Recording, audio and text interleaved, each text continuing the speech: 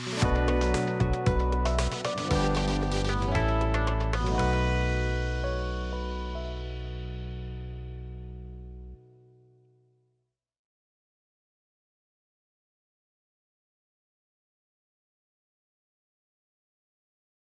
everybody. Welcome to the next installment in our 9-part discussion series on the city, the final installment of the Natural Landscapes and Human Meaning endeavour. We've thus far looked at some of the more artistic and literary qualities of the city, and today our attention shifts to somewhat troubling aspects of our metropolitan lives. Leading our thoughts today are 3 hugely respected faculty members from UST's College of Arts and Sciences. Colin Fisher is a professor of history and has been a faculty member at UST since 2002. He received his PhD from UC Irvine and is a specialist in environmental history, urban justice, race, labour and migration, parks, the history of food, and subaltern environmental culture and politics. His work, which is supremely relevant to this semester's theme of the city, has appeared in numerous prestigious journals. Worthy of special mention here is his book, Urban Green, Nature, Recreation, and the Working Class in Industrial Chicago, published by the University of North Carolina Press in 2015. In this book, Dr. Fisher discusses the great range and diversity of people who sought to temporarily escape artificial urban environments and come into contact with nature. The Chicago Tribune described Urban Green as, I quote, invaluable. Deeply informed by serious scholarship and wide reading, Fisher's prose is as accessible as any Chicago park, open to anyone who wants to walk in and enjoy it.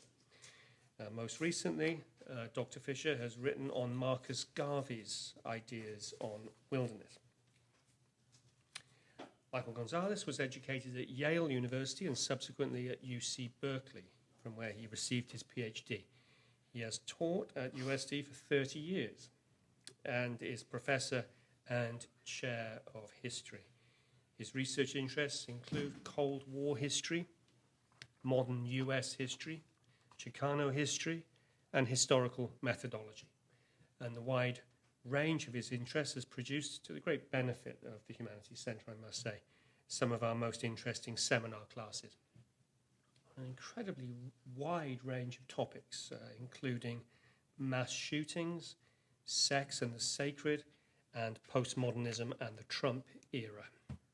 Dr. Gonzalez has written widely on the history of Spanish and Mexican California. His book, This Small City Will Be a Mexican Paradise, exploring the origins of Mexican culture in Los Angeles, 1821 to 1846, was published by the University of New Mexico Press in 2005. It was described in one review as, and I quote, a highly engaging and wonderfully researched history of 19th century Mexican Los Angeles.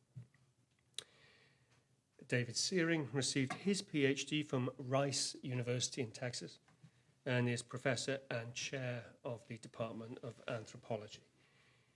His multifaceted work, including research, teaching, and community service, focuses on humanistic approaches to resilient food systems, ethnobotany, human-environment relationships, globalization, sustainability, issues of social inequality, and participatory media creation with community groups. This agenda emerges from his earlier work on human perceptions of the landscape and from the work he did for some years in the environmental non-profit sector. A prolific writer, Dr. Syring is the author of the book With the Saraguros, The Blended Life in a Transnational World, which is a study of the effects of globalization on humanity through the lens of Ecuador's indigenous Saraguro people. His most recent book is the co-authored collection, The Companion to the Anthropology of Performance, published by Routledge in 2013. 2023, actually. Sorry about that. So thank you for joining us today. So on the subject of destruction, displacement and the city, please welcome Professors Fisher, Gonzalez and Syring.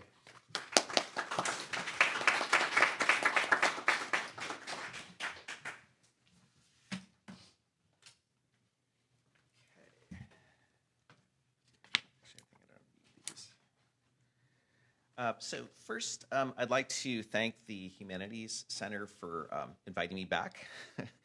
Thank you, Brian, Lindy, and Magdalene for organizing today's event, and thank you for my co-panelists. Just a quick note, I'll be talking about displacement, but not so much destruction. I'm going to talk more about resilience and creativity in this discussion.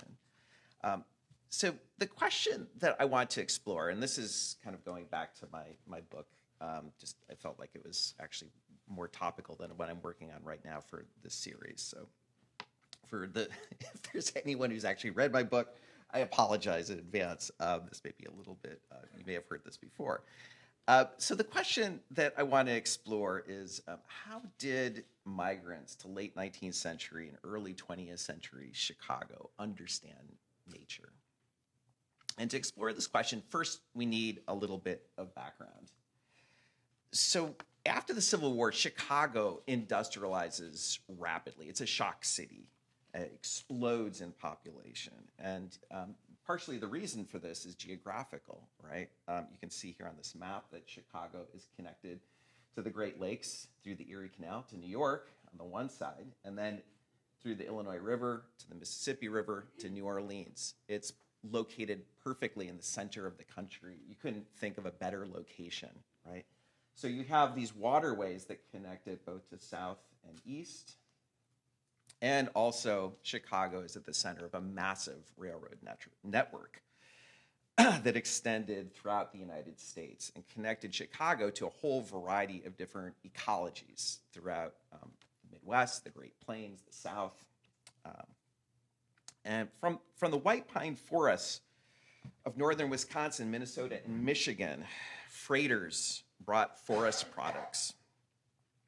From farms throughout the Midwest, railroads brought corn and wheat. From the former, here's a picture of, just to give you a sense of kind of what we're talking about, the scale here, right? I mean, this is not sustainable forestry. This is a massive entrepot of natural resources from the center part of the United States. From the former buffalo grasslands of the Great Plains, railroads brought hundreds of thousands of living cattle. From Minnesota's Mesabi Range, giant steam-powered ore freighters on Lake Michigan and Lake Superior brought iron. In Chicago, sawmills, grain silos, steel mills, industrial bakeries, sweatshops, white pine forests became identical 2x4s. Wheat became flour, iron became steel girders, southern cotton became shirts, animals became sausage. We might think of fin de siècle Chicago as an extraordinary machine, an assemblage for turning plants, animals, soil, minerals, and complicated, unique local ecosystems into standardized, universal, interchangeable commodities, such as the 2x4. This extraordinary act of transubstantiation required huge amounts of energy, and this came from coal mines located in downstate Illinois. To convert nature into culture, Gilded Age corporations burned tens of thousands of years of accumulated underground fossilized forests in steam engines. To transform nature into culture, companies also required a massive army of skilled and unskilled human labor. During the 1840s and 1850s, displaced Irish and Germans took positions in Chicago mills. After the Civil War, Germans and Irish were joined by Poles, Scandinavians, Italians, Greeks, Lithuanians, Russian Jews, Chinese. And during World War I, tens of thousands of African Americans arriving from the South and Mexicans fleeing the Mexican Revolution were added to the line. The arrival of waves of Irish, Italian, Polish, Chinese peasants, black sharecroppers, Mexican campesinos made Chicago one of the most ethnically diverse places on earth. Migrants often worked 50, 60 hours per week, doing repetitive, alienating labor at blast furnace, animal disassembly lines, at glue factories, and sweatshops, or outdoors digging trenches, laying track, or building skyscrapers. Chicago was the city of big shoulders. The most known account of labor in industrial Chicago, probably a book you're all familiar with, everybody reads this in high school, or they used to at least, comes from Upton Sinclair's 1906 classic, The Jungle. And Sinclair based this book on conditions that he witnessed on the south side of Chicago. So it's a work of fiction, but it's neo-realist. I mean, it's a he is portraying what he actually saw when he was on the south side. And the south side was the world's largest killer of machines. It was a giant machine for quickly turning cattle from the bison ecosystems of the Great Plains into sausage or canned meat. Right? According to Sinclair and many in meatpacking unions, the corporate owners of the stockyards made little distinction between four-legged animals and two-legged animals. Sinclair chronicled horrific working conditions in dirty meatpacking facilities, injuries from knives, fingers eaten off by acid in the hide and pickling rooms, slips on floors covered in blood and fat, the loss of hands and arms in the steam-powered stamping machines, and most horrifying of all, people falling into the vats, right, and coming out of, exiting the plant as Durham's pure leaf lard. The dangerous and alienating labor of transforming nature into finished, standardized commodities provides a unique window on the themes of this lecture series, nature and the urban environment. But what I want to do is not focus so much on labor, but on leisure, which typically took place on Sunday, which was like the one day off. These guys are working 6 days a week, sometimes 10-hour days. So Sunday, the Sabbath, right? The Anglo-Americans are in sort of control, and this is the one thing that they're going to they're going to ensure that Sunday is a day off. So this is the one moment where you're able to actually kind of leave the factory floor. That 8 hour, you have your time on the factory floor, your time of sleeping, and there's this kind of moment in the week that's where you actually get to kind of do what you want. And it's not just me, but a whole generation of cultural historians have argued that leisure is actually a really important window. Much as we should focus on work, we also need to focus on leisure, because that's really where meaning is made.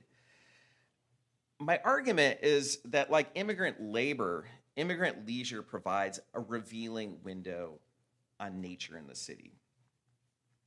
During their scarce leisure, migrants escape to dance halls, saloons, amusement parks, cheap theater, baseball games, jazz clubs, movie palaces, and other places of commercialized amusement. But a surprisingly large number of working class people visited places that they saw as natural, as places that they saw as an escape from an intensely artificial urban industrial environment. Where did working class Chicagoans find places that they saw as natural? Where did they find nature? After the Civil War, Chicago's Anglo-American elite built a number of English pastoral parks based on Central Park in Manhattan. And these are sort of outlined in this map here. You can sort of see where they're located, kind of a ring around the loop.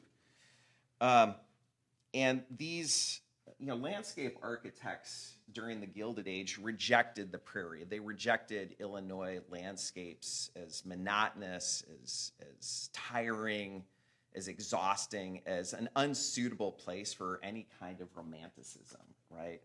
Nature romanticism. What they did instead is that they used taxpayer dollars to construct rolling open landscapes meant to emulate rural England. Right? They're Anglo-Americans. They too have nostalgia, right? They too have this sort of sense of a past. They too, in a sense, are immigrants, right? We might think of American Gothic architecture as the counterpart to American park building during the Victorian era. Gives you a sort of sense of an idealized English pastoral park in Chicago. By the turn of the century, Chicago park builders rejected the English model in favor of wilderness parks. In the early 20th century, this city built a vast system of indigenous Illinois parks called the Cook County Forest Preserves. And here one could hike ancient Indian trails, you could visit Indian ruins, you could come into regenerative contact with a pre-Columbian landscape supposedly seen by French explorers like Marquette and Joliet. The wilderness parks, you can see again, form this kind of immense crescent around Chicago with Lake Michigan to the east. Lake Michigan, the great inland sea of Chicago. So kind of the city is on all sides surrounded by wilderness. In working class neighborhoods, the city built sports parks like this one, where working class children could efficiently build muscle and create natural bodies, or at least that's the argument that they made.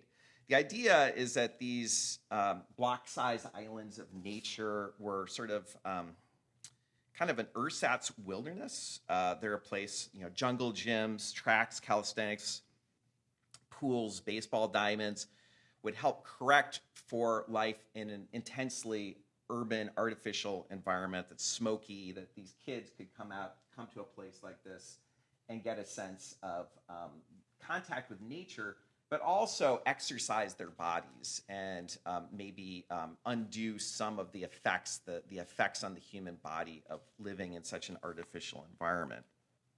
And the idea is that here, the children of immigrants would encounter indigenous Midwestern nature, right?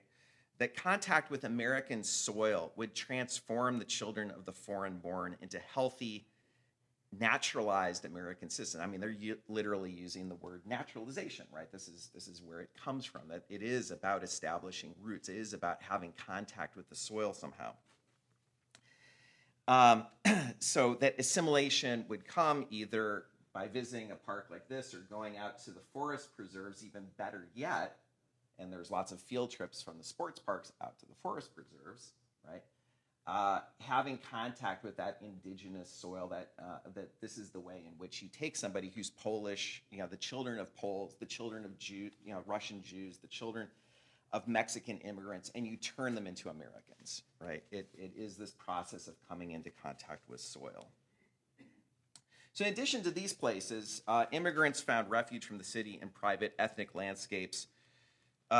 Here's an example, actually, of wilderness being brought into the city. You can see there's sort of Midwestern striated limestone that's meant to simulate the Midwest prairie, right? So that you're going to take these children and you're going to expose them to a wilderness environment, a wilderness as much as you possibly can, even though you're in an extraordinarily dense urban setting. So immigrants, in addition to going and using these parks, also created their own private parks. So there's a Gaelic Park, Sharpshooters Park, Pilsen Park, dozens, maybe even hundreds of German beer gardens throughout the city, as well as German, Irish, Bosnian, Swedish, Greek, Italian, African-American vacation resorts, as well as youth camps in the hinterland around Chicago. Now, the point is that hundreds of thousands of newly arrived immigrants appropriated these islands of green located throughout the city. Far from assimilation centers, Europeans, Mexicans, African Americans appropriated public parks and put them to uses entirely unintended by Anglo-American park advocates and creators. Migrants did not go into Chicago's Victorian English parks to remember the landscape of medieval England prior to the Enclosure Acts. They did not enter wilderness parks to imagine the Midwestern wilderness frontier as it might have appeared to European explorers. Rather, Chicago's green spaces became the site of massive ethnic gatherings intended to remember distant rural homelands and produce and reproduce village, regional, and national identity in Chicago. On Sundays, tens of thousands of Chicagoans eagerly entered city parks, often with loaded picnic baskets, sometimes with kegs of beer, much to the great dismay of Anglo-American people of Puritan descent. You were not keen on drinking, especially in public. Just to give you a sense, July 4th, 1892, the Chicago Tribune reported in Lincoln Park, Chinese, Greek, Persian, Polish, Swedish, Russian, Jewish, Italian, German, Irish, French, Arab, and African-American picnickers, all in one spot. We're talking about 20,000 people and one English pastoral park that's meant to simulate the unenclosed medieval landscape of England, right? What are these people doing here, right? It becomes a pretty interesting question. The reporter from the Tribune said that everybody kind of used nature in their own particular way, reflecting their sort of national background, but universally everybody enjoyed grass, sunshine, breezes off Lake Michigan, and trees. So there's a kind of universal kind of component to this, an escape from the city, but also very particular spins on the way in which people are going to use nature. Hiking through the Illinois Forest Preserve wilderness, visitors would see picnics of, I'm probably the only historian who's gone through the picnic permits for the city of Chicago.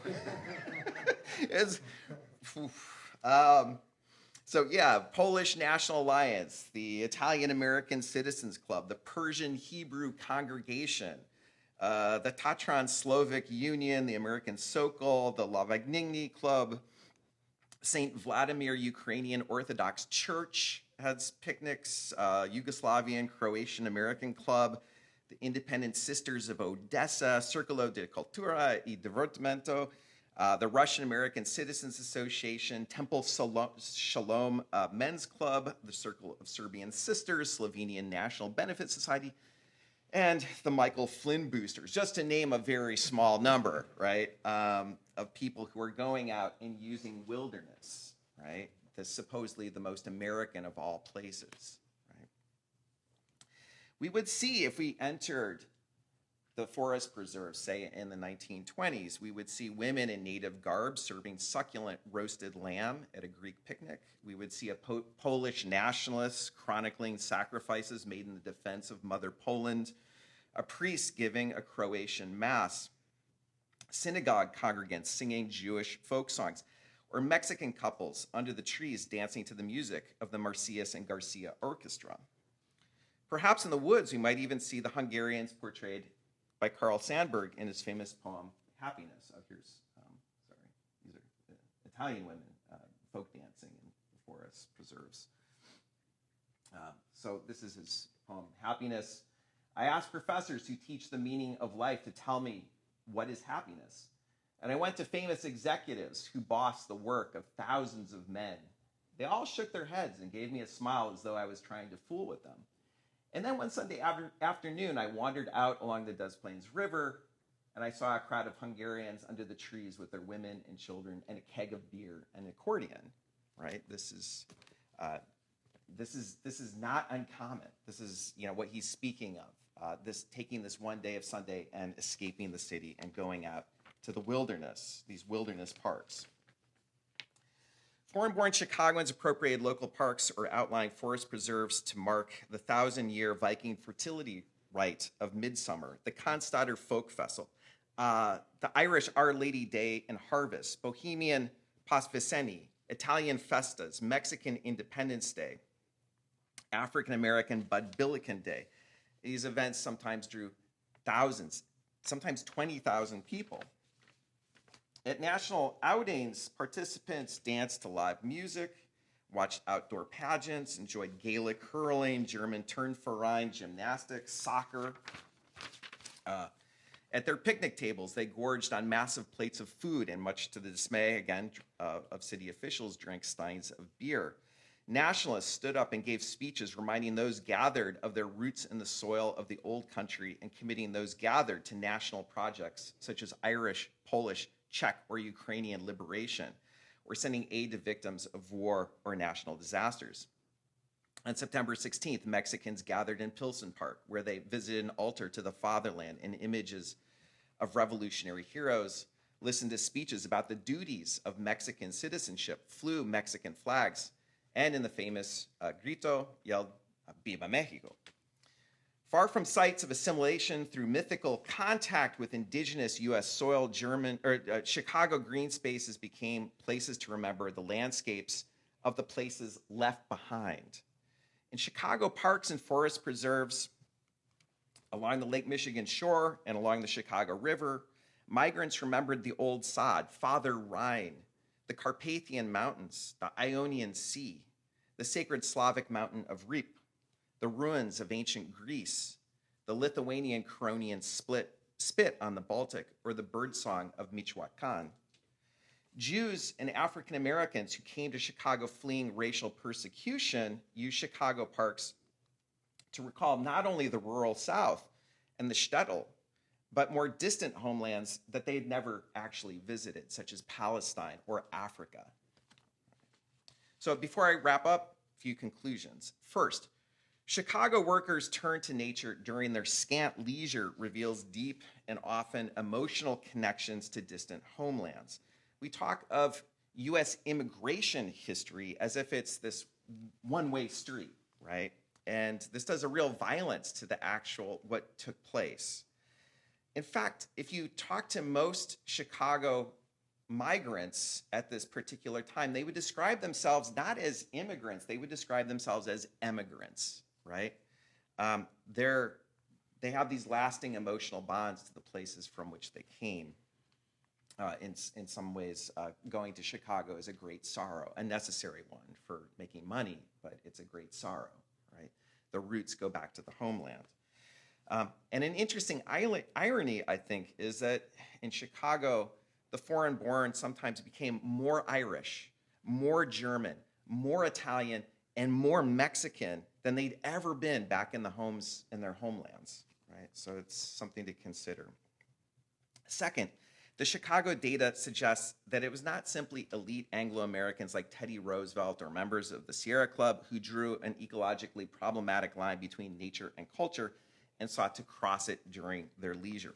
At precisely the moment, you have thousands and thousands of middle-class Americans who are getting in their in their Model Ts during the 20s and going to Yosemite and Yellowstone and national parks like Glacier and camping and having contact with, having their national park experience, searching for, the true and original America in the wilderness, in the national park wilderness, imagining themselves as a national community of Americans, who have this shared landscape or set of landscapes that the federal government, that their taxpayer money has gone to preserving.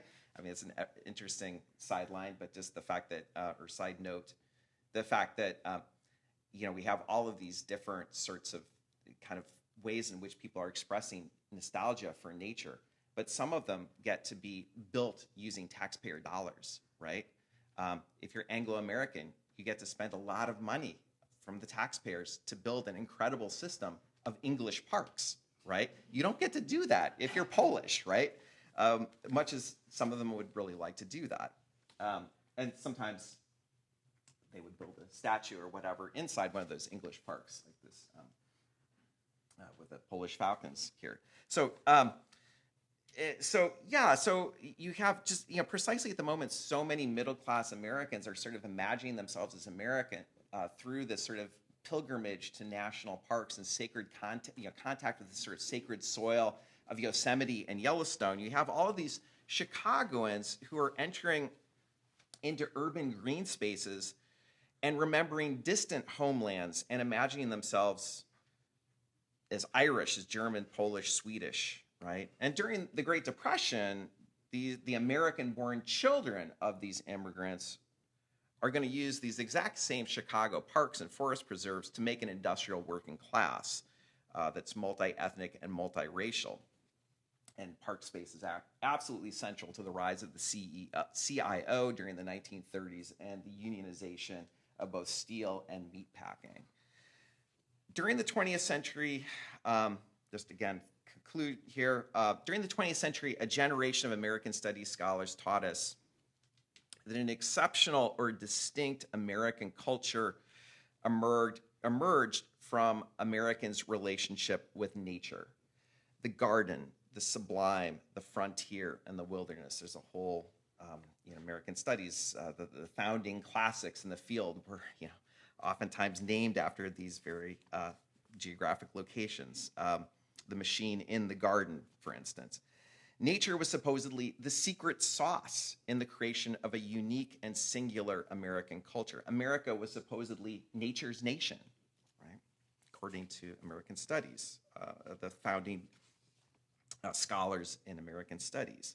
Chicago, though, teaches us that the United States was home not to one national culture of nature, but rather multiple, often overlapping and unequally privileged cultures of nature. Stop right here.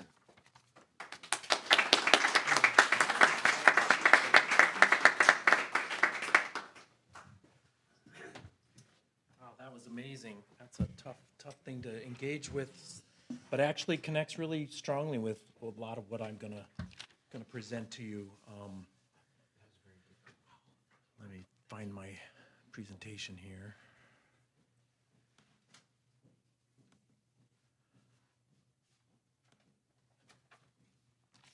Lots of overlaps, actually, with Colin's presentation.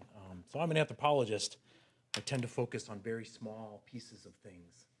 And I'm going to present to you, and I'm going to actually probably do something, maybe it challenges the norm of what these talks are, but I'm actually going to share the space with my collaborator, Mary Villiard. And you're going to see a lot of video of her talking about her work. But I want to just posit to you that we're discussing cities as destruction and displacement, and every city in North America is fundamentally a destruction sitting on top of a displacement. We all live on indigenous land, and I won't take the time to go to this link, but there's a great link. If you say, whose land am I on? If you Google it, you'll find this amazing set of maps that show you the indigenous communities that actually have been in residence in nature's nation for long before the cities that are there now. So I think that recalling to our collective imagination is a constant obligation and necessary step to recall that we are on indigenous land. Universities, all kinds of institutions have land acknowledgements. We have to go beyond, so far beyond that. And so I'm going to present to you something that's a lot less digested. This is really recent piece of engagement that I've had working on this project, thinking about it a little bit. Looking at what a North American city is really requires that we think about all of the story of the places that we come from. And I'll just share briefly, so I do field work in Ecuador with an indigenous community. Brian mentioned the Sotoguro folks. And I really started thinking about these kinds of questions because of a piece of art that's in the center of the city of Sotoguro. This is on the mural that was on the wall. I've been doing field work in Ecuador since 2005. And this was on the wall there when I first started going there. It's since been repainted with another mural that's also beautiful, but I really like this one. And, I'll ask if anybody wants to give us the translation, the Spanish translation. Anybody? Well, together we make the reality of the dream of everybody. So. And especially only together can we do that, right? Yeah. So this was the Sotoguro community's message to itself in the middle of its city. And I saw this, and I know the artist that made this, and I talked to him, and it really got me thinking about the role of the arts in urban spaces. Right? So Sotoguro is a city of about 40,000 people with rural hinterlands around it. And ever since that time, I've really been thinking about the arts as a space for important conversations. So I'm going to talk to you a little bit about an art project that's just upstream from Chicago in the city of Duluth, Minnesota. So you mentioned the Mesabi Iron Range and the forest that came from there. And the time period actually overlaps.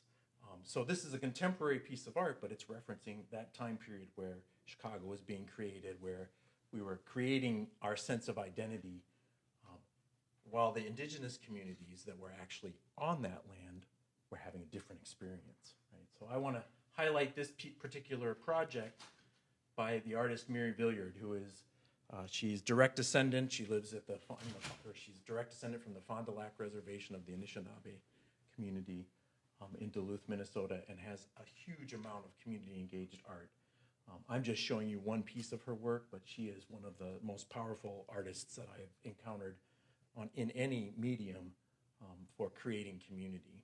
So I, as I got ready for this talk, I had a Zoom call with Miri and asked her if she would make a brief statement about this. I'm going to show you this. You'll hear a little bit of her voice.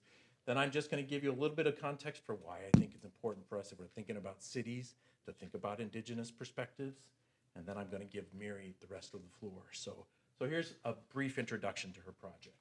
Bonjour, my name is Miri Billiard, and I'm one of the lead artists behind the Chief Buffalo Memorial. The memorial itself is a series of 20 plus walls that are on the Lake Walk in Duluth, Minnesota.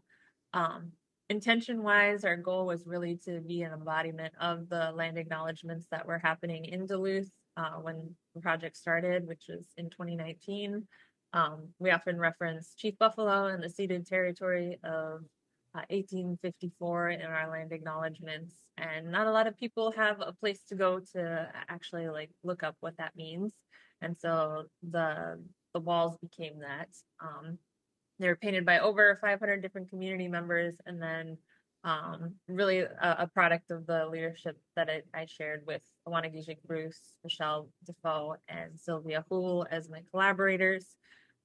We each took a different part and a different sort of strategy towards the story we wanted to tell in the space. So you'll see that there's not just the story of Chief Buffalo represented, but also our traditional florals, referencing items from the archives in the Minnesota Historical Society. There are maps. There's imagined imagery that references parts of Chief Buffalo's journey that we can't necessarily, we don't have photo evidence of. There are images that are created that reference our creation stories and stories that are older than Chief Buffalo's journey. And then we also have sections that are dedicated to honoring people alive today and representing the community in a contemporary sense, so that when people go to the site, they don't just look at this as a reflection on the past, but it also has some embodiment of the present. And that just kind of combats this idea that Native people don't exist anymore. And I would say, like, one of the major intentions in this whole project has just been making sure that people understand that Indigenous history, if you're in America, Indigenous history is not irrelevant to you as non-Native individuals, right? That like history doesn't exist in a silo. It's all these overlapping times, it's overlapping existences, and everything is connected. And so being able to understand this other piece of the story of the creation of Duluth just serves to benefit everyone in understanding the place of Duluth as their home. So it's really just a goal to uplift truth and to expand our narratives and understandings of the places that we live in. So Mary gave me that piece of video, and I added the imagery just so it would illustrate a little bit. You're going to hear from her again at a little more length about this, because I want you to know a little more of the history that's there. That's the counterpart to the history that we just heard from Colin's presentation. So I'll just show you a little bit of the urban context. I know we've been talking in this series about New York and Chicago and other big cities, but Duluth is also a city. It's a population of about 90,000 people, with Superior across the river, another 60,000 or so. So there's a couple 100,000 people living in this region. It's experiencing a bit of a growth boom because of being a regional medical hub. So you see the crane here. This is the environment of this mural that you're seeing. You can't quite see the mural in this image. What you see primarily here on this wall in the back, those are murals from the 80s that are made out of tile that basically represent the time period that Colin presented to us. So it's the industrialization of the Great Lakes, it's the shipping industry, all of those kinds of things represented there. But tucked away right over here, you can just see the corner of the ramp setup where the murals are created. But I thought it was interesting. So these are pictures that I took in December when I was visiting in Duluth. And this is still the signage that's there. And I just want you to note, so one of the things that I titled my talk something about the people are still alive. Indigenous communities face a really serious challenge of making their presence known and seen in the urban environments we live in. Notice that there's no reference to this, which is it's one of the most visited spots in the city since it's been created, but this is the official signage. You have to walk through the mural to get to any of the other places that are on there, but it's not on the signage. So I just want to emphasize the idea that we should be paying attention to urban indigenous voices. And so I just want to give you a couple of quotations. As I said, this is very much preliminary. It's not digested. I want to see the voice that you go away from my talk with to indigenous thought leaders. So I'm just going to put a few of these up. I'm not going to read them. You don't need to hear these in my voice. I'll let you read the couple of quotations here.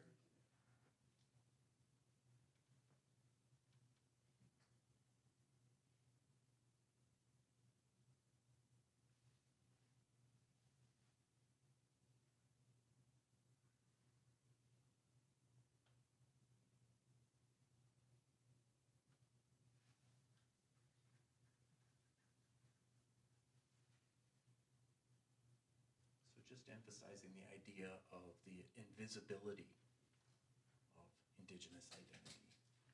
I start my class in environmental anthropology with a great talk by Lila June that's on. It's a TED Talk. Check it out if you're interested in hearing more of her amazing voice. There's a strong component of this kind of awareness in California indigenous art. I'll give you a chance to read a little bit here.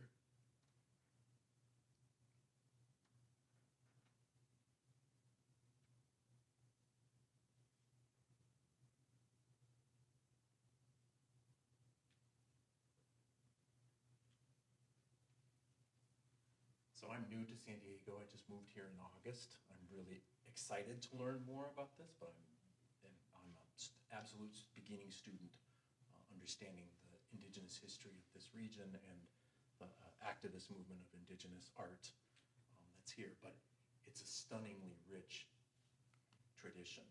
Frank LaPena is no longer living, but the collection of his papers is at the Sacramento State University Library, so I thought I'd highlight for anybody who might be interested in learning more about him.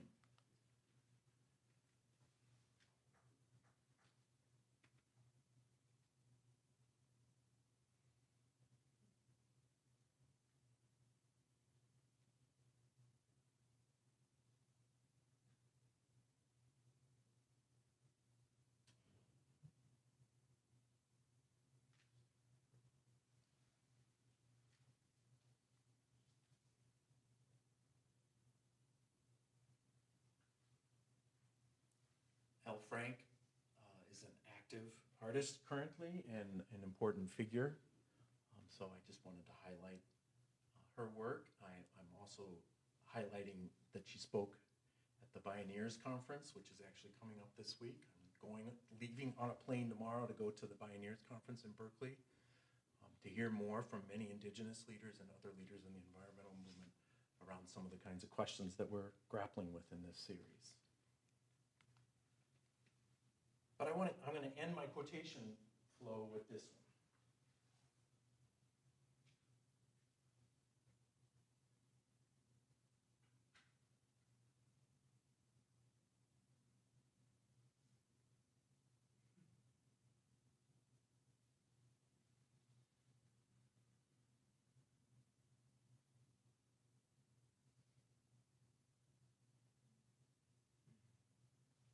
So with that as a quotation, I want to point out that I'm a white man standing here talking to you, and I'm going to cede the rest of my time to Miri to tell you some more about her project.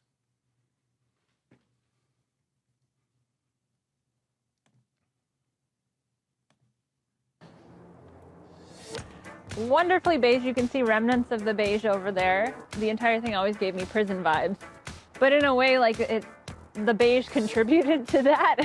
It made this not a space where you could picture anything good happening, I guess. Welcome to Minnesota Historia. I'm Haley, your host to history, and this is the Chief Buffalo Memorial Project. I really felt like this space could promote being able to have a broader perspective and understanding and picture of the history that we all share here. This is Mary Villiard, a visual artist in Duluth, Minnesota. She collaborated with Chief Buffalo's eldest descendants and many other artists to make this project happen. The Zeitgeist Center for Art, they reached out to the Indigenous Commission. Indigenous Commission submitted a list of topics. I don't remember what the other topics were because it was just like, Chief Buffalo, I'm doing this. You see Mary's work all over Duluth. She often uses art to uplift underrepresented narratives. And Chief Buffalo's narrative is seriously underrepresented. You know, I'd heard the name Chief Buffalo kind of tossed around, and I knew we were on ceded territory, but I wasn't sure what any of that really meant. I feel like most people don't know, you know. I didn't know. And Chief Buffalo's story is the origin story of downtown Duluth. But good luck finding him on any of the historical markers in the city. Or its public art. Until now, obviously. Yeah, Chief Buffalo, let's backtrack. How do we start it? Chief Buffalo was born on Madeline Island around the year 1759. 1759. That's before the Revolutionary War. At the time, Madeline Island was supposedly a part of New France. New France. Of course, we have to acknowledge this was all Ojibwe land. That's why the United States had to make so many treaties.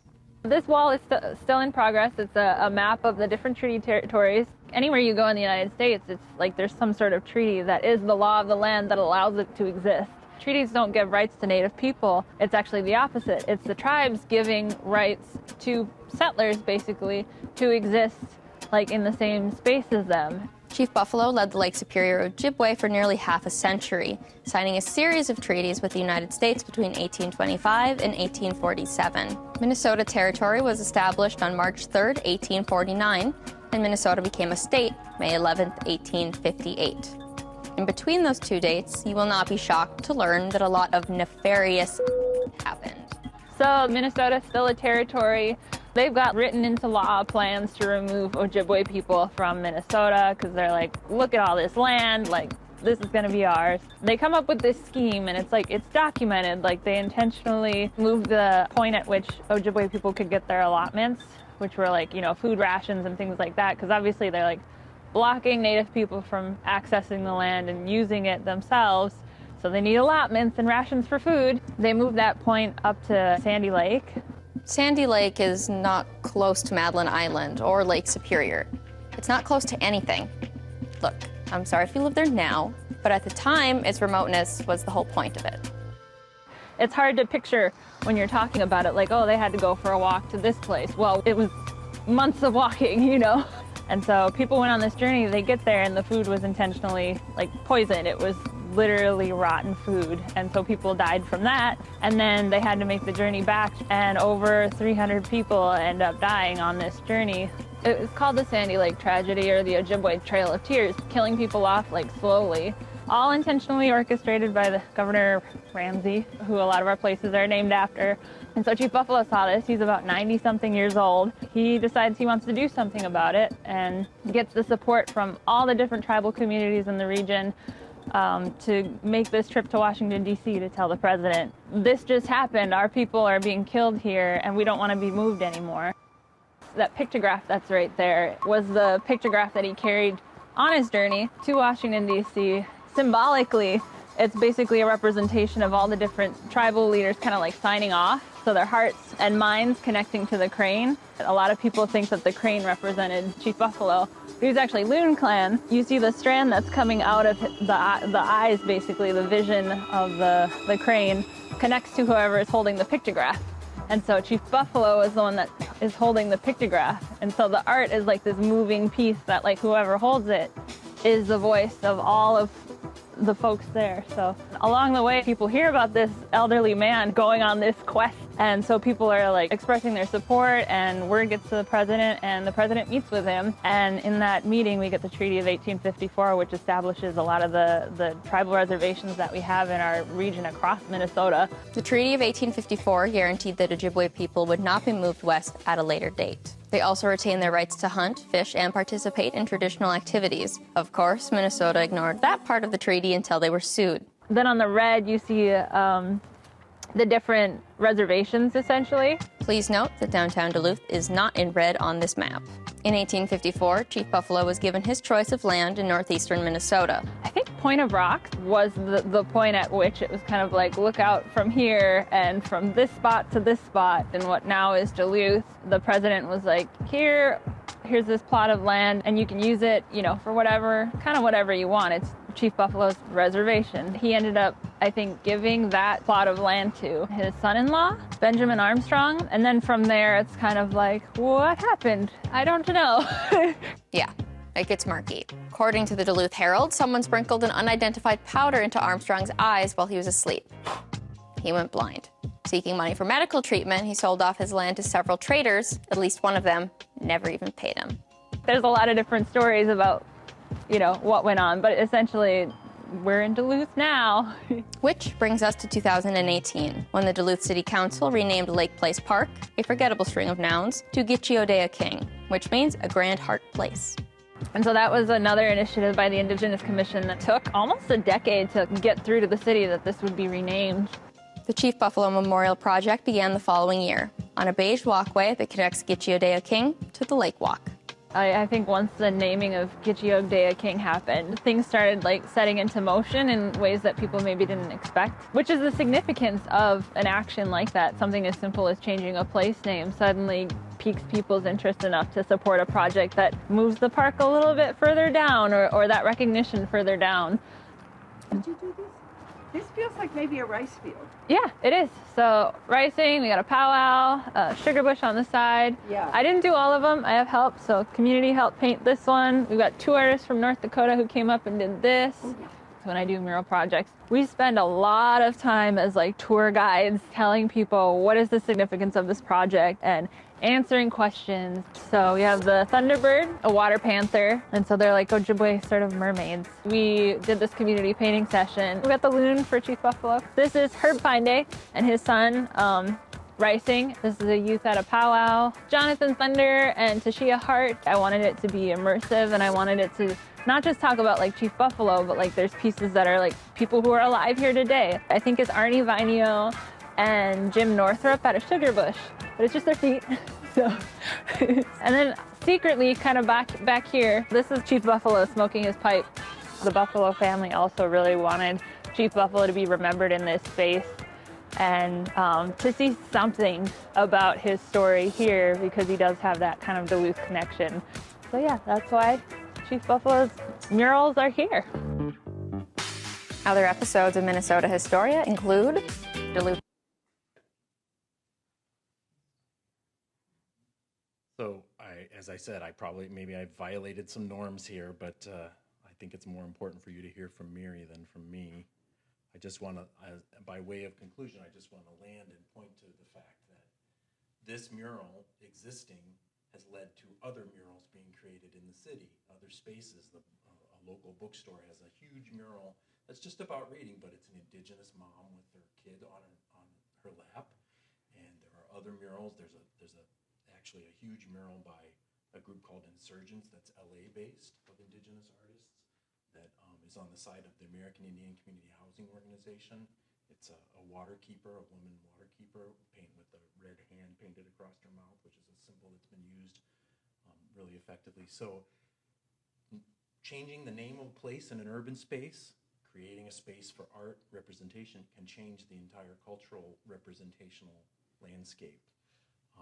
And so I'll end there by pointing to the fact that you don't have to go to Duluth to do this, right? Our own Dr. Alberto Pulido is active with the Chicano Park, which is an incredible, I haven't actually been there, I've just seen photos of it, but that's a place where you can explore exactly these kinds of questions here.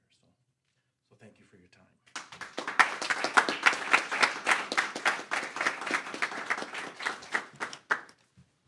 Thank you.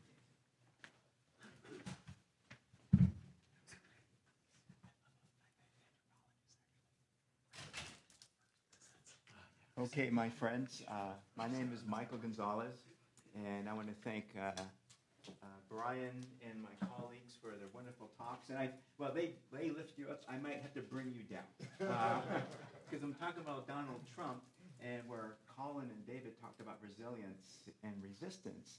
I guess I'll be talking about oppression, because I'm sure all of us, at least I can only speak for myself. I can't speak for any one of you, but I'm a bit puzzled by the president's actions, wanting to seize Greenland, wanting to turn Gaza into a tourist destination, to make Canada a 51st state, to take over Greenland, and also his assault on universities, which many of us, of course, share. I mean, many of us revere and really enjoy, and his attack on the federal government and dismantling many government agencies. So is this all mutually exclusive, all these actions, or do they come from one spot? And what is indeed that spot? So my title of my talk is, who was Donald Trump? So what I'm going to do, I'm going to show you various interpretations about who other people have said Donald Trump is, and then settle on my premise.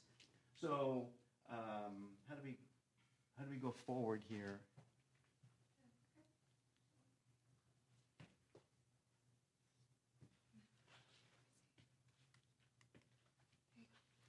Okay. Which one? Oh, this one. There we go. Thank you, Maggie. Okay. So I'm sure some of us have heard that Donald Trump might be a Russian spy, that he's recruited in the 1980s, and when he's a young businessman, he goes to Moscow, recruited by the KGB, and is given the code name Krasnov, which means red.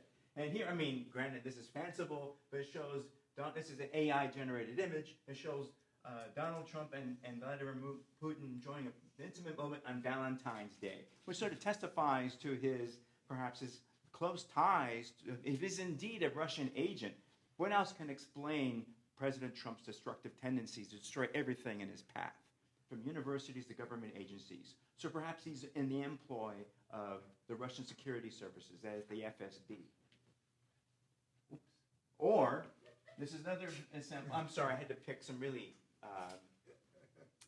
funny images about Donald Trump to drive home the point. Here, Donald Trump and Elon Musk at sunset. And the other interpretation is that he is in thrall to Elon Musk, that Donald Trump needs Elon Musk for business opportunities. And in turn, Elon Musk will donate to President Trump's pet causes. So you have this symbiotic relationship. So could that be perhaps the reason why President Trump is embarking on all these actions? He wants to cater to the interests of a tech bro. And we know there's this very strong libertarian ethos amongst those who are involved in technology, Silicon Valley, so on and so forth. And so to dismantle government to allow the untrammeled access to the tech bros could be another reason why Donald Trump is so intent in demolishing many things we hold sacred in American government and American life. But on another note, you can find this on Amazon, by the way. There's another interpretation that Donald Trump is doing what he wants because he's been called by God to make America, literally, as we all know, make America great again. And the failed assassination attempt, you can say maybe 2 failed assassination attempts, only proves that God has ordained Donald Trump to save America. And here, this image is made by one of his supporters, obviously. There's Donald Trump, presumably sitting in the Oval Office, and Jesus Christ himself is blessing Trump, or at least anointing Trump, with Jesus has his hands on Donald Trump's shoulders, testifying to Donald Trump can do what he wants to remake America because God has chosen him as his divine instrument. But this is another aspect of Donald Trump. As some of us may know, recent polls show that Donald Trump enjoys an 84% favorability rating amongst Republicans. Overall, if you look at the aggregate numbers, 47% of Americans favor Donald Trump. But when you start breaking down the numbers, 84% of Republicans approve of his actions. I read one poll where it's up to 90%, depending on who you read, whereas only 9% of Democrats, or 10% of Democrats, again, depending on what poll you read, favor Donald Trump. So one of the interpretations about his behavior might be that Donald Trump is acting to please his supporters. His supporters like to see action. And Donald Trump wants to basically just basically draw a difference between him and Joe Biden. As we all know, Donald Trump called Joe Biden Sleepy Joe. Joe Biden did nothing, supposedly. He was mentally incompetent, supposedly. And to show his difference from Donald Trump, show his difference from Joe Biden, Donald Trump wants to show he's more dynamic. And this image sort of celebrates his spirit that his viewers like to see in Donald Trump, and of course the spirit that he likes to cultivate. He has the courage and the strength of a lion. So maybe these actions stem from this need. He has to do something to reshape the country, which of course feeds his ego and increases his base of support. But I prefer something else. Donald Trump as urban cowboy. And then you can get this also on eBay. It's a commemorative poster with his signature. Do not copy, so to prevent plagiarism or copying here. But what I want to get at, this is the premise of my talk. And this draws on Colin's talk and in David's talk. It has to do with the frontier.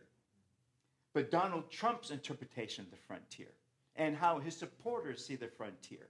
So it's the spirit of the frontier which explains the attack on federal government, explains the attack on the universities, and explains his interest, however serious, however sincere, explains his interest in seizing more territory for the United States. So to make my presentation, I will have to bore you by showing you basically 4 documents. That's text from his speeches.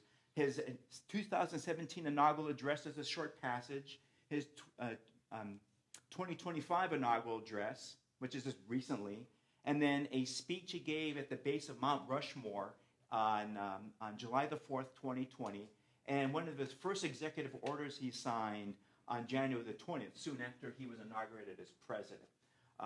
So the premise of my talk is that Donald Trump is an urban, he's born in Queens, born in 1946, very urban, but yet he's got this frontier spirit, and that he's using this frontier spirit to pursue his policies and to reshape America. So here we go. His inaugural address in 2017. Now, this is an urban image, and what I want to emphasize is that many people see Donald Trump as an anomaly. You walk in to see Donald Trump any way you want. That's your prerogative. But I'm sure we have read enough commentaries, enough studies that say Donald Trump is out of the ordinary. He's an aberration. I argue, however, that Donald Trump is very American. Maybe he represents a dark side of the American personality, but he's very American. He's drawing on impulses that are inherent in the American character. So one of those impulses that he's drawing on are 2 things. One, the fear of the city as a dark, forbidding place, and the frontier, which represents optimism, limitless horizons. Regardless if Indians live there or any other group, they're just only an impediment, an obstacle that has to be overcome and removed. So this is the inaugural address from 2017. Some of us may remember the American Carnage inaugural address in 2017, and this is filled with, I think, this is how I see it. These are filled with urban images. But this is in the middle of his address, but for too many of our citizens, a different reality exists. Mothers and children trapped in poverty in our inner cities, rusted out factories scattered like tombstones across the landscape of our nation. And the education system, notice he always singles out education, flush with cash, but which leaves our young and beautiful students deprived of knowledge. And another urban image, at least in my eyes, and the crime and gangs and drugs that have stolen too many lives and robbed our country of so much unrealized potential. To me, this is a reference to the fear of the American city, a dark, forbidding place filled with poverty, filled with gangs. But then you take this and go to 2025, now you have the spirit of the frontier. It might be represented by the urban cowboys. I choose to present Donald Trump. And now we will pursue our, notice, manifest destiny. An old phrase, all of us as historians know that magic phrase, or medieval ominous phrase. And we will pursue our manifest destiny to the stars. Forget the landscape, we're going to the stars. Launching American astronauts to plant the stars and stripes on the planet Mars. Ambition is the lifeblood of a great nation. And right now, our nation is more ambitious than any other. Then he continues, there's no nation like our nation. Americans are explorers. No, again, the frontier. Explorers, builders, innovators, entrepreneurs, and pioneers. The spirit of the frontier is written into our hearts. The call of the next great adventure resounds from within our souls. So you see this as a piece here. His inaugural address 2017, then his 8 years later, 2025 inaugural address is all the city's a forbidding place. We have to get out of the city. We have to go to the frontier. We need land. And land will make us free, make us into better people. So what I'm going to do now, we'll show you images of the city. Now, to be fair, as all scholars should do, regardless of discipline, we should emphasize that there are always at least two sides to every story. So I don't want to paint too dark a portrait about urban America. We should know, especially in the 1920s, as the United States is urbanizing, because the 1920s is the first time, according to the U.S. Census Bureau, that the United States has become an urban nation. More people live in cities than they do live in the countryside. And American artists commemorated this advancement, this achievement, if you want to call it that. And whereas in the Middle Ages, the cathedral is seen as the height of human ingenuity, the height of human creativity. With these beautifully crafted cathedrals, this is Chartres Cathedral, which I think is north of Paris. Catherine, where's Chartres? West of Paris. So Chartres Cathedral is oftentimes, many of us may have read Henry Adams's essay, The Virgin and the Dynamo, where he talks about Chartres Cathedral, and he talks about the dynamo, the engine, the powerful force that inspires American ingenuity. And in this essay, Henry Adams referred to Chartres Cathedral. I just pick among many examples. This is the south side of the church, the cathedral. This is one of the rose windows, and look at all the colors. And you think, okay, that's interesting, so what? American artists, seeing the cathedral as the pinnacle of human ingenuity, did the same thing with their artwork in the 1920s.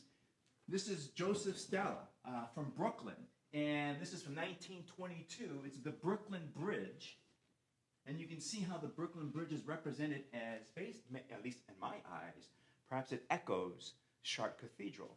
This is Georgia O'Keeffe, the Radiator Building, 1927. And before she goes off to New Mexico and she explores other parts of her talent, she made the Radiator Building from 1927. Again, you have this echo of the rose window of Chartres. So as the cathedral is the height of human ingenuity, so are American cities. And American artists did their part to celebrate this magnificent achievement of American ingenuity. And their artwork basically echoed the accomplishments and the technical sophistication of the cathedral. So we have that. But let's get back to the point at hand about the city being a dark, forbidding place. We go to Thomas Jefferson. This is a letter he wrote in 1803. David Williams is one of these. He's a fellow Virginian. And he says, cities encourage too many citizens to try to live by their heads and not their hands is a key point. Live by their heads, not by their hands. Cities encourage a turn for dissipation. Jefferson is saying that for the country to have virtuous citizens, you have to have people cultivating the soil. Cultivating the soil, being a farmer, raising livestock, growing crops, you learn responsibility. You learn resourcefulness. And you have literally a stake in society. Then, to Benjamin Rush, one of the signers of the Declaration of Independence, referring to the yellow fever in Philadelphia, the yellow fever epidemic in Philadelphia. The yellow fever epidemic was God's way, this is Jefferson writing to Benjamin Rush, was God's way to discourage the growth of great cities in our nation. Okay? So cities encourage dissipation because there's nothing to cultivate. Nothing to rear, nothing to grow. Therefore, you become idle. You become a mob. And Jefferson saw some sort of divine work here in terms of a yellow fever epidemic in Philadelphia, which had several yellow fever epidemics, I should say, in 1800. So maybe the city is a bad place because not only does it encourage dissipation, but also disease. And this image celebrates, this is the classic, this is right around independence, And this is a magazine, Columbia Magazine, Venerate the Plow. And this basically echoes President Jefferson's, no, the Thomas Jefferson's ideas about being resourceful. You've got here a farmer, and of course a plow, oxen pulling the plow, Lady Columbia personifying the United States, and down here at the bottom, venerate the plow. But this again echoes this whole idea about the United States should be an agrarian nation, and only through agrarian nation, only by being agrarians, farmers, cultivators, are we going to be responsible citizens. But then this we come now to counteract or to serve as a counterpoint to the farm. We go back to the city. This is George Catlin, 1827, 5 Points in Lower Manhattan, no longer exists. You know, I tried to find a sharper image with a better resolution, but this is the best I could do. But George Catlin, before he went to the West, and some of you, if anyone's been in my office, I have an image, a portrait of Chief White Cloud, chief of the Iowas. That's George Catlin. And here you see, again, what the city represents. All these crowds of people. You've got bars. You have racial mixture, whites and blacks mixing together. You have a fight here. You've got hogs in the street. You get this image of something that's dirty. Maybe to echo Colin, or maybe serve as a counterpoint, unnatural. Of course, immigrants always cause problems. This is 1867. This is New York. This is Thomas Nast. This is a political cartoon. This day we celebrate, and this shows Irish Americans on the rampage. And the day we celebrate, this is a Irish American parade to honor St. Patrick's, and things got a little out of control. The Irish go on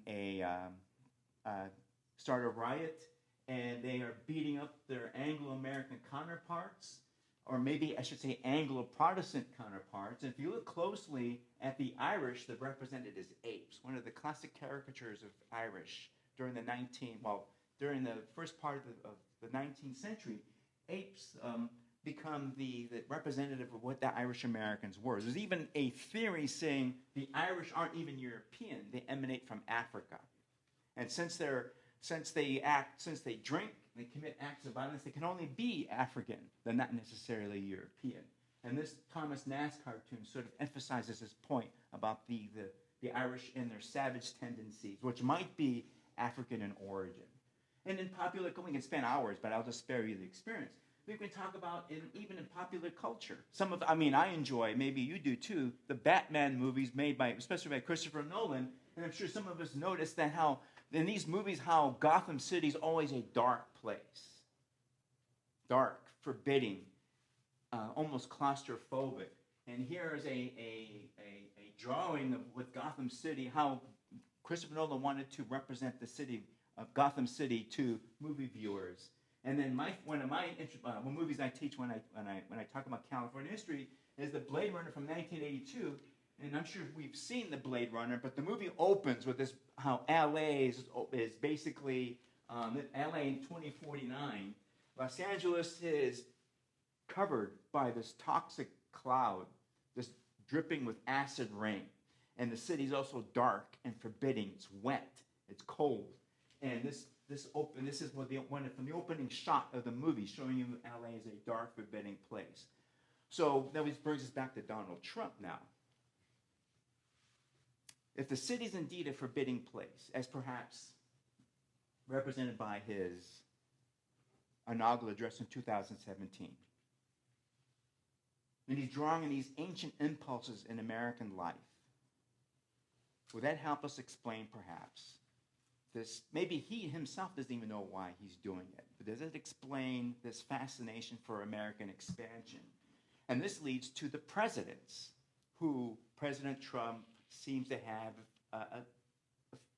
seems to celebrate and honor, because to understand these presidents, we have to understand that Donald Trump is drawing on Frederick. I'm sure the American historians in this room, and even our ancient historians, understand Frederick Jackson Turner. And Frederick Douglass Turner wrote an essay in 1893 just called The Significance of the Frontier in American History. Now notice here how this sort of serves as a counterpoint to what my friend and colleague Colin is saying about how nature is seen as a transformative process. Immigrants become Americans by interacting with nature. All the corrupt habits and ways of Europe are basically rubbed off when these immigrants interact with nature and they become Americans. Frederick Douglass Turner explained this process in this essay. I wish anything I wrote will be read 150 years later, which I doubt that's going to be the case. And here, Frederick Douglass Turner has been long dead, an essay from 1893, and still cited in situations like this. But here, American social development has been continually beginning over again on the frontier.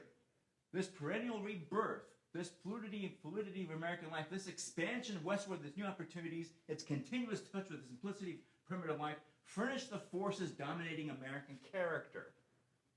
So this line, among many lines I chose, may explain why President Trump favors certain presidents.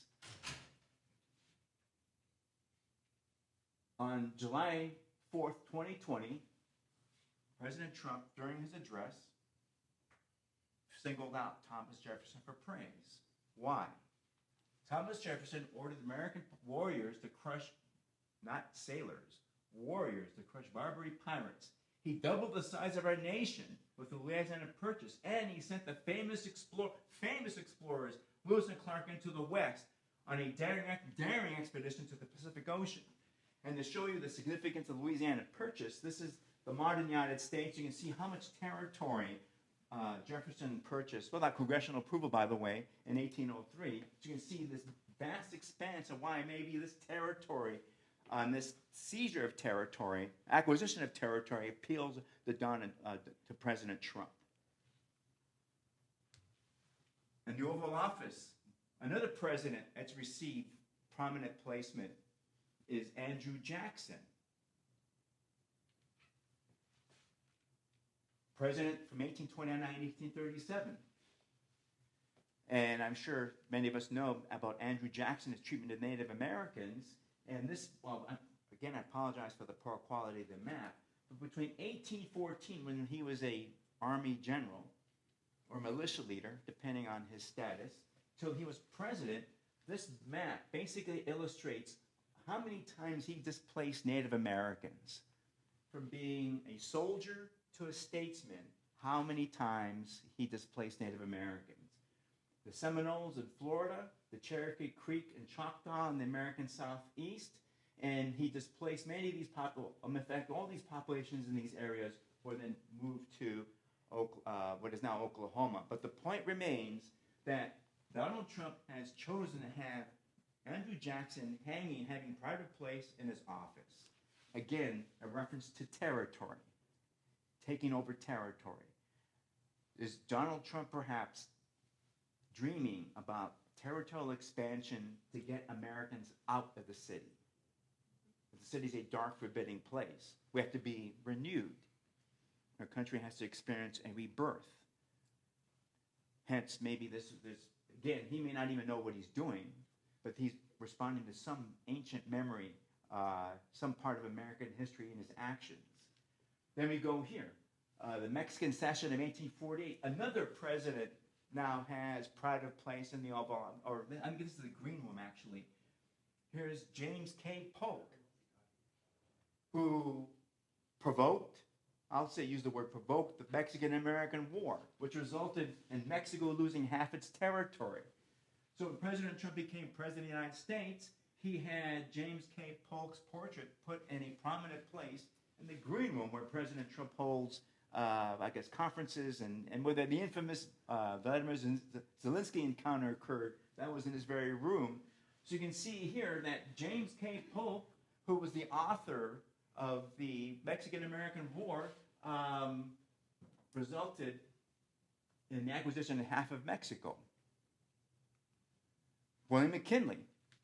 This is an executive order he signed on January the 20th, the very day he is inaugurated. He makes it a point to rename Mount Denali Mount McKinley. But why? And this is part of the proclamation, talking about why the name should, well, as President Trump said, should be restored to Mount Denali. President William McKinley, the 25th President of the United States, heroically led our nation to victory. Under his leadership, the United States enjoyed rapid economic growth and prosperity, including an expansion of territorial gains for the nation. And again, this is a poor quality map here, but it basically, except for the Virgin, I have no idea why the Virgin Islands are on this map. But when McKinley, during the Spanish-American War, which McKinley was obviously very much involved in, and with the American victory over the Spaniards in 1898, the United States acquired the Philippines. Right before the Mexican War, and annexed Hawaii. After the Spanish-American War, got the Samoan Islands, and of course got Guam. But all these territories, and Puerto Rico, of course, being part of the Spanish Empire, all these territories, before or after the Spanish-American War, fell into the American orbit. And all of this happens under McKinley's administration. Teddy Roosevelt, again, the Mount Rushmore address. This is Teddy Roosevelt during the Spanish-American War in 1898 when he was a colonel. And here, President Trump then says why Theodore Roosevelt should be honored. And again, notice reference to power, strength, and expansion. Theodore Roosevelt exemplified the unbridled confidence of our national culture and identity. He sent our great new naval fleet around the globe to announce America's arrival as a world power. He gave us many national parks, including the Grand Canyon. He oversaw the construction of the awe-inspiring Panama Canal. He was American freedom personified in full. The American people will never relinquish the bold, beautiful, and untamed spirit of Theodore Roosevelt. And of course, we can spend hours talking about Theodore Roosevelt as well. We also know that President Roosevelt, that is, cultivated this image of being a frontiersman. He made it a point sometimes to be photographed wearing a buckskin and holding a Henry rifle. So I think President Trump obviously knows that, about this frontier image that Theodore Roosevelt helped cultivated. But again, you have one more reference by one American president to another about territorial expansion and muscle flexing, strength. So what I'm arguing here is that President Trump perhaps sees a city as a place, drawing on these ancient American impulses, that the city is a bad place. It's dark and it's forbidding. And for Americans to renew themselves, they may have to move out of the city and engage in territorial expansion, the only way to have a rebirth of American life, a rebirth of American culture. But then, how about the university? How do you explain the assault on the American university? As we all know, President Trump is cutting. UCSD has lost $200 million. Columbia has lost $400 million. What's that? They vented it out. Okay. Yeah. But now, so this might be the final piece of the puzzle. There's one thing about the frontier, at least in President Trump's imagination, that might explain his activities, his thinking. Frontier is supposed to be a democratic experience. These immigrants from Europe, the residents of a city, when they move into the frontier, it becomes a democratic experience. Everyone has the opportunity to become an American. You have this transformative process, this transformative experience. So according to Frederick Jackson Turner, and maybe Donald Trump without even realizing it, the frontier is idealized. It becomes this fantasy of this democratic experience that all people can share. But how does that reflect on the university? This is Donald Trump on July 4th, 2020. I don't need to read all of it, but this is a reference to perhaps the university. Actually, it is a reference to the university. And he says here, in our one of their political weapons is cancel culture, driving people from their jobs, shaming and dissenters, and demanding total submission for anyone who disagrees. This is the very definition of totalitarianism. And it is completely alien to our culture and values, and has absolutely no place in the United States of America. But still, the question remains, if indeed the university is a totalitarian regime, how does this explain his assault? What does the university represent? Let me go, my friends, to, I have it here. I have to show you this book, okay? This is the Richard Hofstadter's Anti-Intellectualism in American Life. And Richard Hofstadter he was a great historian at Columbia, and he faced this problem. He was disturbed by this strong streak of anti-intellectualism in American life, and how anti-intellectualism had inspired fear in so many Americans. So Richard Hofstadter says that when the founding fathers established the United States, the university was to be wholly nonpartisan. It would be impartial between political parties. And in a larger sense, it was expected to serve the people as a whole, not a particular class interest. It would not offer propaganda or ideologies, but what the university should do, it should offer information, statistics, advice, skill, and training, so as to be basically a vocational school, to give people the skill to know how to work the land, or take the resources from the land and turn these resources into goods. But once the university starts dealing with ideology, that's where the problems occur, because this is going to happen.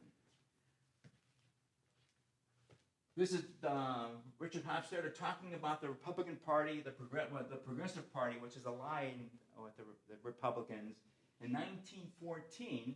And this is what Richard Hofstadter is saying, how many Americans see what the university has become. So whether it be 1914 or 2025, the fear is the employment of experts would lead to the continuing encroachment of the university upon politics. To turn government over to experts was, in any case, a confession that the duly elected officials were incompetent. If the state reached the point of conceding that all political wisdom was locked up in the university, the rest of the people might as well confess mental bankruptcy. In short, to put this into our own words, he's saying that the university becomes the bastion of intellectual elite. And these experts then push out democratically elected leaders. And so these experts govern, not the individuals who've been voted on by the electorate. This brings us back to Donald Trump, talking about the university being a totalitarian regime. Is perhaps Donald Trump and the MAGA movement seeing the university not only as a fortress for the intellectual elite, but is it also a center, a node for expertise, who are not elected, not chosen by the people, but these experts choose to pronounce on American life and American government. And since they're not elected, they become a threat to at least President Trump's idea of what a democracy is. So to close off the presentation, I think the frontier might be one answer, or the idealization of the frontier might be one answer to explain Donald Trump's attempts to remake America. The frontier promises democracy, and promises a rebirth of the United States, promises territory, and anything that gets in the way of this expansion, of this rebirth, the university and even the federal government itself, the fear of expertise, these unelected individuals who have authority to run the country, at least the way Donald Trump sees it. Since these people are not elected, they're anti-democratic, and if they're anti-democratic, they must be removed. And so, my friends, I come to an end, and I ask, what next? I don't know what's next, but Trump and MAGA. So thank you very much for your time. I appreciate it.